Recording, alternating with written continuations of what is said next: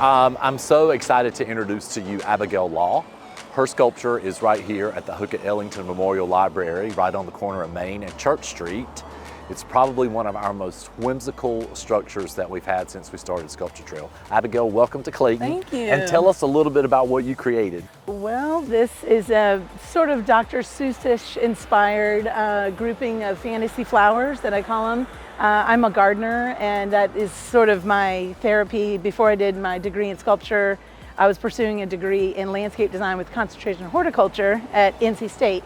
And I just love gardening. So most of my sculpture is inspired by, biological or organic organisms, things like that. And so these kind of just came out of a need to make something, use up a bunch of scraps. And then I said, well, let me make some crazy flowers, something big.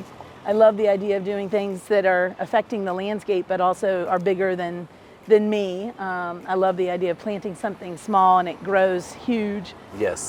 So that's kind of how these came about, and they're obviously very silly, fantasy, whimsical flower colors. But I've been told by many places that we install them, they're the most photographed place for Instagram background or Facebook profile photos. Yes. And people love to stand in the middle of them and look up, or lay down on the ground, look up at them, and you get a really cool angle of that. But that's pretty much, they're just for fun, just for joy. Nothing too deep or existential about them, just joyful.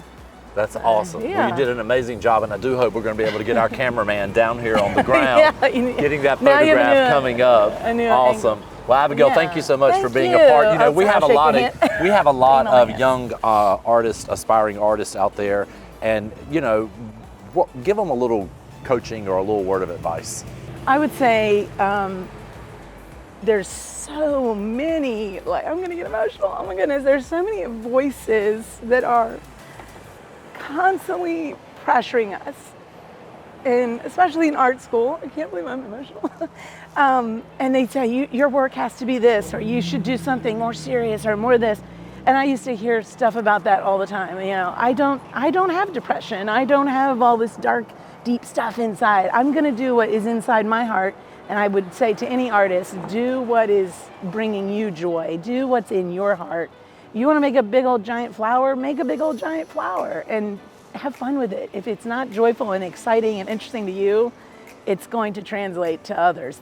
So that's my number one advice, is do what you really, truly want to do. That's just bring joy, put joy out there. I love it. Well, this sculpture definitely reeks of joy, so I hope you guys come on down and enjoy and get all those social media pics you want right here. Thank Abigail, thank you so much. Thank you so much. It's a pleasure.